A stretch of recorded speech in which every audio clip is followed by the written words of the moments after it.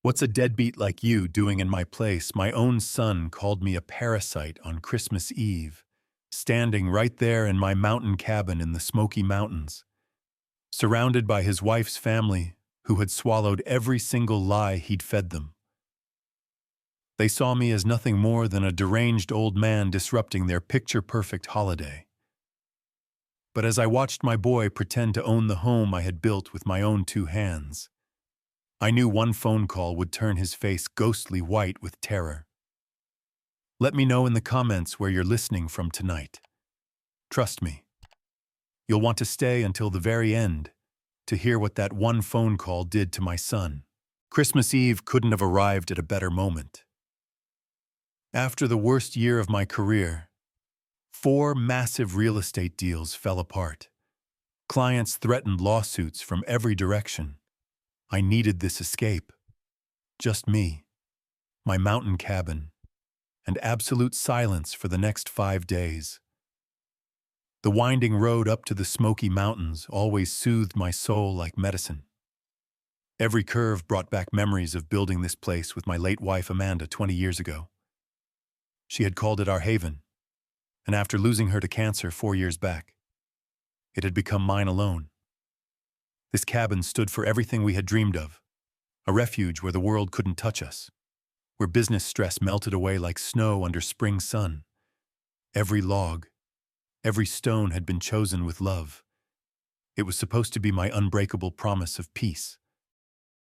That promise shattered the instant my headlights swept across the driveway. 3 unfamiliar vehicles sat where only my truck belonged: a black Jeep Wrangler, a blue Toyota Camry, and a gray minivan I'd never seen before. Through the cabin windows, warm lights glowed into the December night, and even from my car, I could hear the party music and laughter that made my blood freeze. Someone was throwing a celebration in my house. I sat behind the wheel, engine off, trying to process the scene. The spare key lockbox by the front door hung wide open. Only one person knew that emergency code, someone I trusted without question. Now that trust felt like a blade twisting in my chest. The heavy pine door stood ajar, warm air spilling into the winter cold. The smell hit me as I neared: expensive wine, gourmet food, and worst of all, the scent of strangers treating my private sanctuary like their personal resort. I pushed the door open and stepped inside. 9 people I had never met had taken over my living room. Empty Prosecco bottles littered my oak coffee table. Someone had rearranged my furniture to fit their party. But what truly clenched my jaw was the sight above the fireplace. My favorite photo of Amanda and me had been shoved aside to make room for their garish decorations. These weren't mere intruders. They had made themselves completely at home. The group was a mix: an older couple in their late 60s, a young woman around 32, and several others sprawled across my leather couches like they owned the place. They were deep in lively conversation, glasses raised in a toast, utterly unaware of my presence. That's when I spotted him, standing by my Riverstone fireplace, holding what looked like my 25-year-old scotch, the bottle Amanda gave me for our final anniversary. A man in his mid-30s suddenly froze. His laugh cut off mid-sound as our eyes locked across the room. Recognition was instant and devastating. For a moment that stretched like an eternity. Neither of us moved. The party swirled around us, but everything else faded into noise. This wasn't a random break-in. This wasn't strangers who had guessed my code. The man standing in my living room, drinking my scotch, treating my haven like his playground, wasn't a stranger at all. And by the flash of pure panic on his face, he knew exactly who I was. The shock slammed into me like a freight train. Nathan, my son, standing in my living room after almost 3 years of silence, holding my scotch like he belonged there. I had stopped reaching out 2 years ago after countless unanswered calls and texts that vanished into nothing. The last time we spoke, He hung up on me during a fight about his spiraling credit card debt. Since then, nothing. No birthday calls, no holiday greetings, not even a reply when I messaged about Amanda's death anniversary. Now here he was in my sanctuary, looking at me like I was the intruder. The seconds stretched like a wire about to snap. Then his expression shifted. The initial panic morphed into calculation, then hardened into deliberate cruelty. "What's a deadbeat like you doing in my place?" The words struck me like a slap. I actually stumbled back, hand grabbing the doorframe for support. In all our arguments over the years, Nathan had never spoken to me with such venom. Doing it now in front of strangers crushed something inside my chest. The party atmosphere died instantly. Conversations halted mid-sentence. Glasses froze halfway to lips. All eyes turned to us like we had stepped onto a stage uninvited. The young woman I'd noticed earlier, petite with auburn hair, probably late 20s, rushed to Nathan's side. Her body language screamed protection as she positioned herself slightly in front of him. "Nathan, what's going on? Who is this man?" The casual way she asked, as if I were truly unknown, made my stomach plummet. How long had Nathan been lying to these people about me? The older couple exchanged uneasy glances. The man, distinguished with silver hair, leaned forward in his chair. The woman beside him, graceful in her movements, touched her husband's arm with clear concern. "I have no idea who this lunatic old man is," Nathan continued, his voice gaining strength as he played to his audience. Someone must have given him the wrong address. "Sir, you need to leave before I call security." Lunatic old man. My own son was labeling me a lunatic in front of strangers, denying I existed like I was some homeless drifter who had wandered in from the snow. "Nathan," I forced out, fighting to keep my voice steady despite the storm in my chest. "What are you doing here? How did you even—" His eyes flashed with fear, quickly masked by aggression. "I don't know how you know my name, but that doesn't give you the right to break into my house." My house. The words echoed in my head like a sick joke. This was my haven, my memorial to Amanda. Every stone in that fireplace, every beam overhead, every piece of furniture represented years of love and planning. "Your house," I whispered. "That's right." Nathan's voice grew louder, more confident as he fed off his companion's support. "This is family property, and you're trespassing. I suggest you leave before things get ugly." The auburn-haired woman nodded vigorously. "Nathan's right. We should call the police." The older man, who had been silent, suddenly spoke with a faint southern drawl. "Nathan, hold on." He gestured toward me with confusion. "How does this man know the security code you said only family had access?" Robert's question hung in the air like smoke.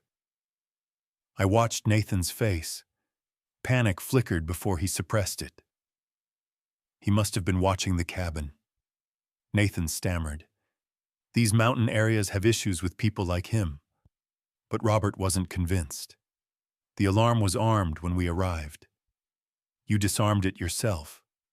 How could he know the code?" Robert's logic drained the confidence from Nathan's face. "He's been stalking me," Nathan said, voice pitching higher.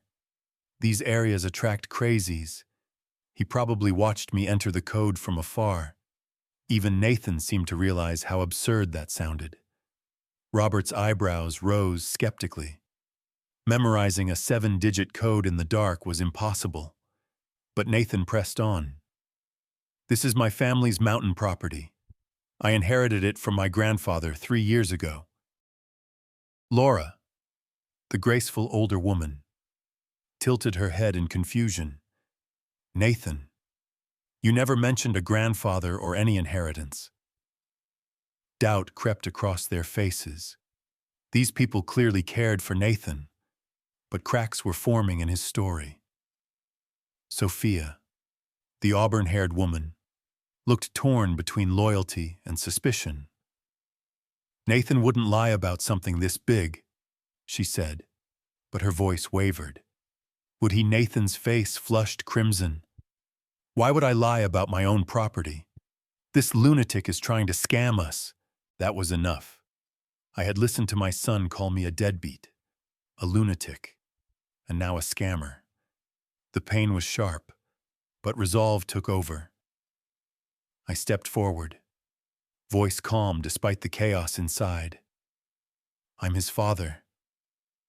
The words rippled through the group like stones in still water. This is my cabin, I continued. I built it 20 years ago with my late wife, Amanda. Every beam, every stone was chosen by us. Laura's hand flew to her mouth. Robert's eyes darted between Nathan and me, searching for resemblance. Daniel, silent until now, spoke slowly. Wait, Harrison is your last name too, isn't it? The shared surname struck like lightning. Pieces clicked the code. The familiarity, the lies crumbling. Sophia's face paled.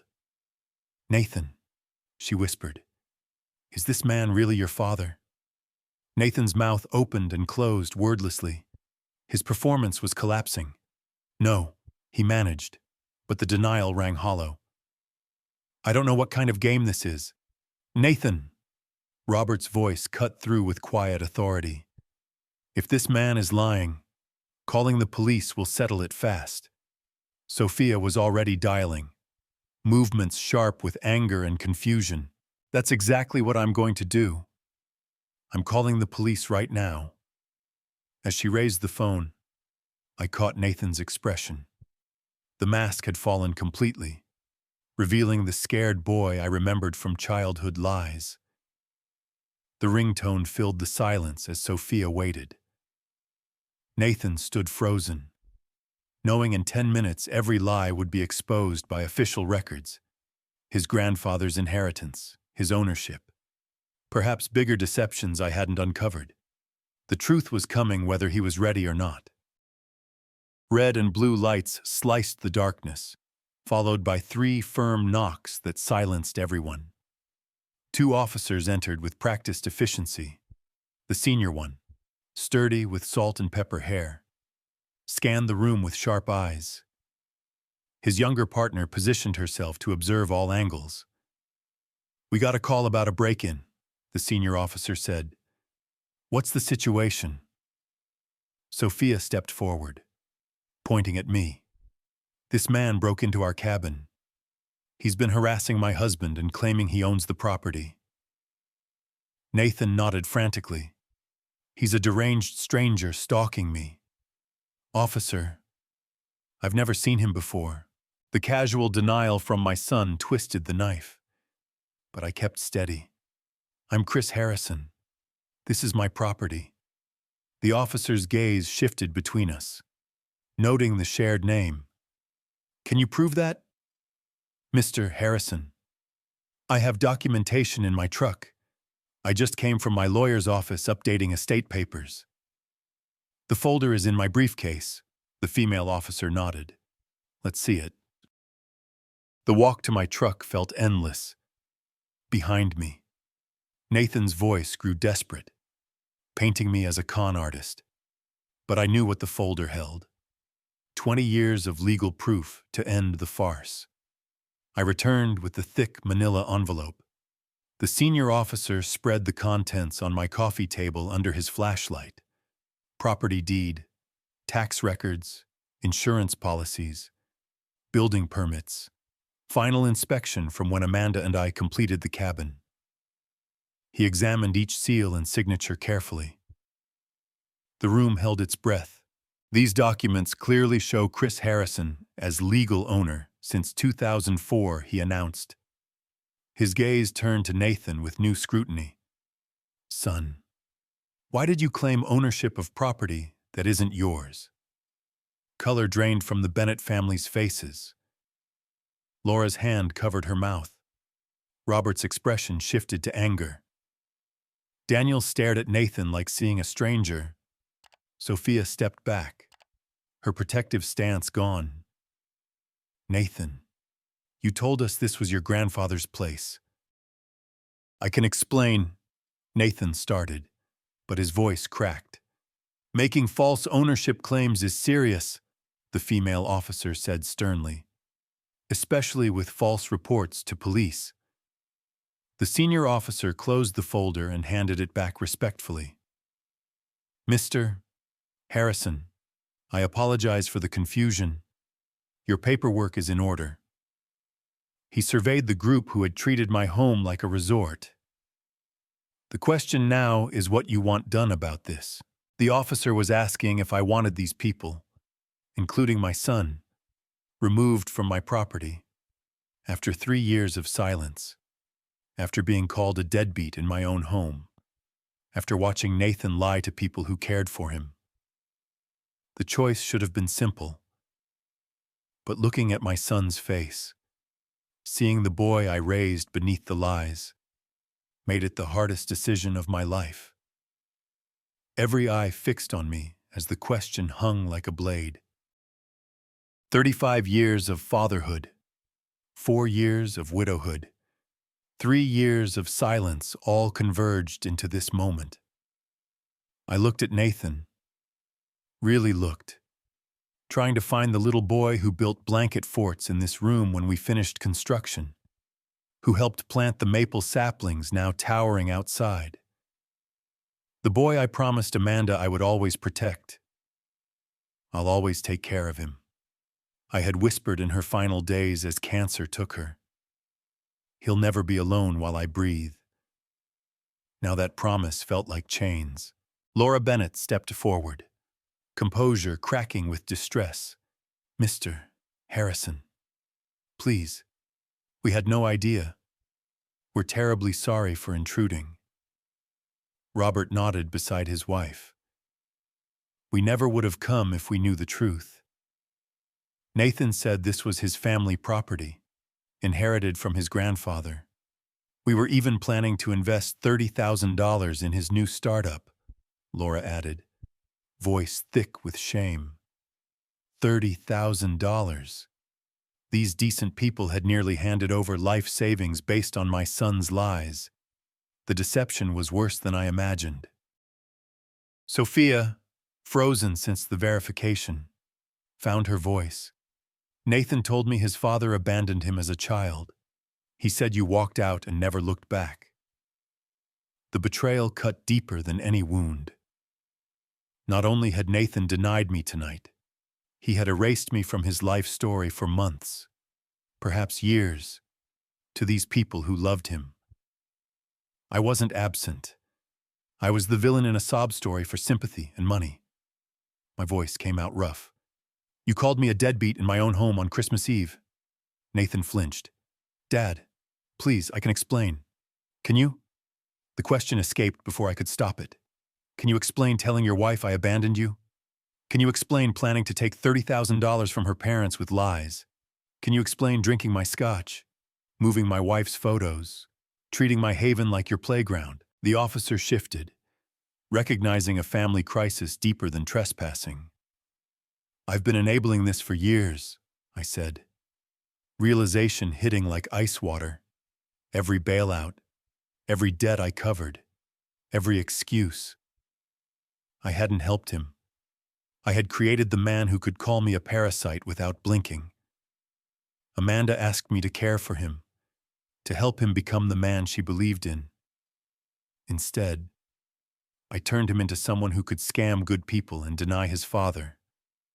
The boy was still there, buried under my misguided protection. My hand moved to my jacket pocket, fingers closing around my smartphone. The officer still waited, but the real question was whether I would finally stop enabling. I pulled out the phone, its glow casting shadows on my face. The banking app opened with a chime that rang loud in the silence. Let me show everyone what I've really been paying for. I held the screen visible. Months of auto payments. The upscale apartment you live in. Nathan, $3,200 monthly. I pay that, Sophia gasped. I scrolled further. Car payments for that Audi outside. $912 monthly. Also mine. I turned the phone to the Bennetts. Robert's face went ashen. Laura's fingers trembled over her mouth. Health insurance, auto, renters. All under my policies. All paid by me. Nathan's voice cracked. Dad, please, not in front of them. 4 credit cards in your name. Current balance $14,800. Guess who pays? Sophia stared at Nathan. Betrayal plain. You said your job covered our lifestyle. Monthly allowance $2,000. Phone, internet, utilities. Everything to maintain your illusion of independence. The officer stepped closer. This went beyond property. The total I've given you annually exceeds $92,000, I said, letting the number sink in. For 7 straight years. Laura made a choked sound. That was more than many families earned, handed to my son like pocket change. My finger tapped cancellations, each deliberate. Apartment subsidy terminated, effective in 48 hours. Chime, car loan payments canceled. Chime, credit card autopay stopped. Chime, insurance coverage ended. Chime. Nathan's face went white as paper. Dad, you can't. How am I supposed to? Phone service canceled. Chime. With each confirmation, weight lifted from my chest. The endless worry, the cycle of crises. Finally over. I closed the app and pocketed the phone. Every face stared in shock or reluctant respect. That ends tonight. Pack your things and leave my property. All of you. Now. The finality surprised even me. After 7 years of enabling, 3 years of silence, being called a deadbeat in my home, I drew the line. Nathan's mouth opened. No words came. The confident mask shattered, leaving a man realizing his safety net was gone forever.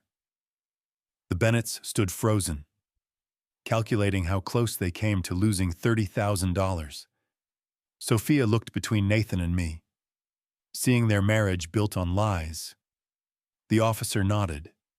Justice sometimes wore no handcuffs. Luggage zippers and coat rustles filled the silence like a wake. No one spoke as reality settled. The Bennetts moved with frantic efficiency. Laura folded clothes with sharp, angry motions. Robert gathered bags, avoiding Nathan's eyes. Thank God we didn't give him the money yet, Robert whispered to his wife. Sophia packed with violent precision. Each glance at Nathan cutting like glass. Her protection had turned to fury. Daniel packed silently. Face showing someone learning everything about a person was false. Dad, please. Nathan's voice broke as he approached. Can we talk privately? I can explain. I saw flashes of the boy who stacked firewood here. But that boy was buried under 7 years of lies I enabled. There's nothing left to discuss, I said with finality. The officers ensured orderly exit amid emotional tension. Laura nodded stiffly when asked if they had everything. Robert shouldered suitcases. Sophia zipped her bag like ripping cloth and slung it over her shoulder without looking at Nathan. They filed out in a rushed, reluctant procession. Nathan lingered for one last plea. Dad, I know I messed up, but we're family. You can't just... You made your choice when you called me a deadbeat in my own home on Christmas Eve. Nathan's face crumpled, but I turned away. I couldn't watch the last thread snap. The heavy pine door closed with echoing finality. Engines started. Tires crunched gravel, then faded into the night. Silence. I stood amid party debris. Empty Prosecco bottles cluttered my table. Half-eaten appetizers sat on my bookshelf. Their decorations looked alien against familiar walls.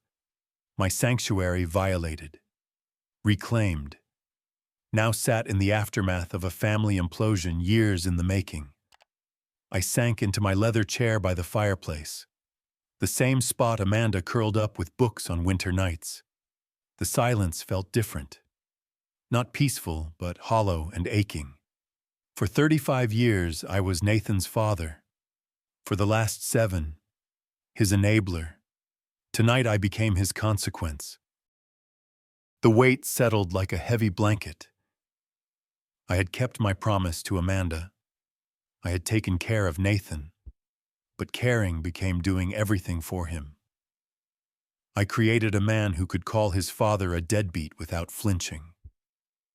The fire crackled, shadows dancing on walls. Amanda's photo, quietly replaced above the mantel, seemed to watch with understanding. She had known this day would come. Known love sometimes meant letting go even when it tore your heart.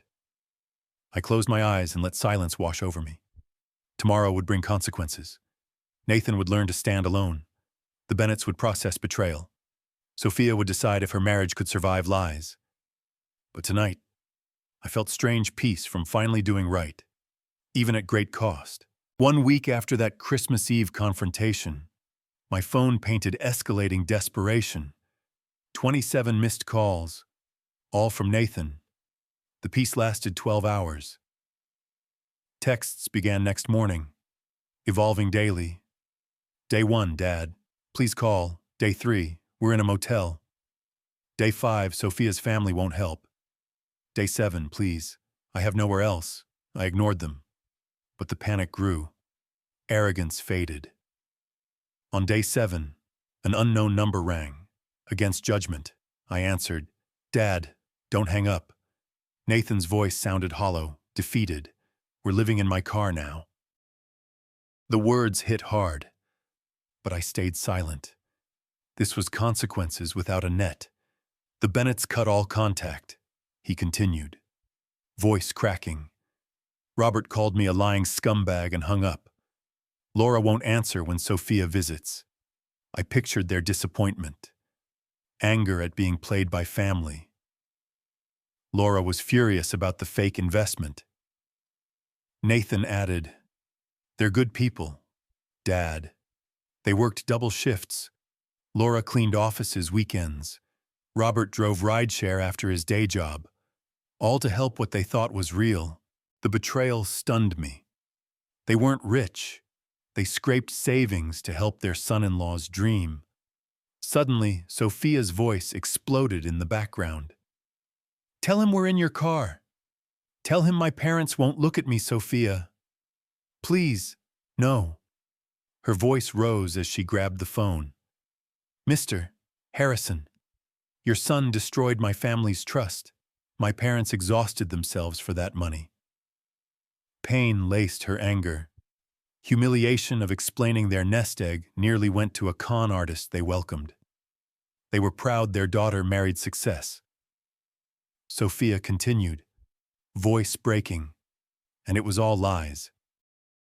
Arguing erupted. Nathan pleading, Sophia accusing. Voices overlapped in blame. You're a pathetic liar, Sophia screamed. I'm filing for divorce. I can't look at you. Car door slammed. Engine roared. Tires squealed.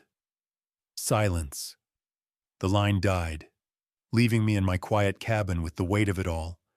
Nathan had lost everything: wife, in-laws' trust, support, marriage. My Christmas Eve decisions dominoes had fallen exactly as expected. I set the phone down, stared into the fire. The peace felt distant, replaced by heavier certainty. Consequences were complete, irreversible. No way back. 4 months later, I sat on my deck with morning coffee. April sunlight filtering through the smoky mountains. Spring transformed the landscape. Cherry blossoms dotted hillsides. Air sweet with renewal. The cabin felt like a true haven again. No surprise visitors. No financial crises. No demands to fix others' problems. Just the quiet I sought that chaotic Christmas Eve. Best decision I ever made, I murmured. meaning it. My phone rang. Unknown number. I almost ignored, but answered. Dad, it's me. Nathan's voice was subdued, stripped of entitlement, calling from a friend's phone. I said nothing. Waiting. I want to apologize for everything. He continued. I know I screwed up badly.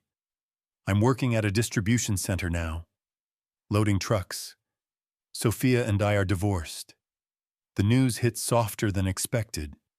4 months silence created necessary distance. I'm in a studio apartment, paying my own bills for the first time in years. Nathan added, I realize how much I took advantage, how much I hurt you. Genuine humility rang in his voice. Not manipulative regret. Could we maybe start over? I know I don't deserve it, but we're family. I gazed at the mountains, choosing words carefully. Part of me remembered teaching him to fish, helping with math, cheering at graduation. Wanted yes. But the part that learned about enabling knew better. Nathan, I spent 35 years excusing your behavior, I said calmly. I thought I was helping, but I prevented you from growing up.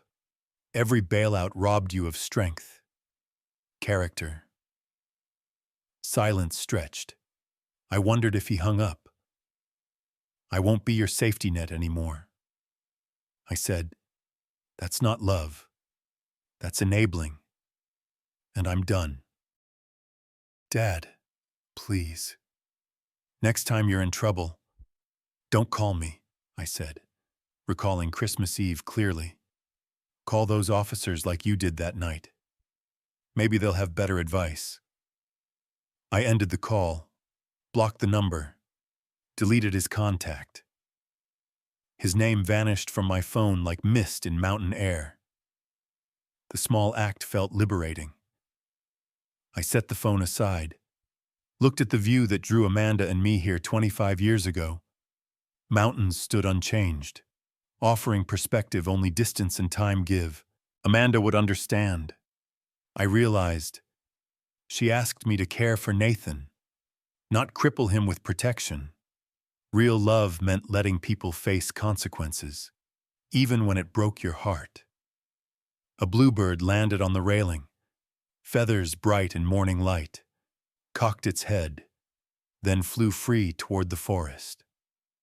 No more deadbeats in my life, I said aloud, words carrying across quiet air like a vow. For the first time in years, I felt truly free.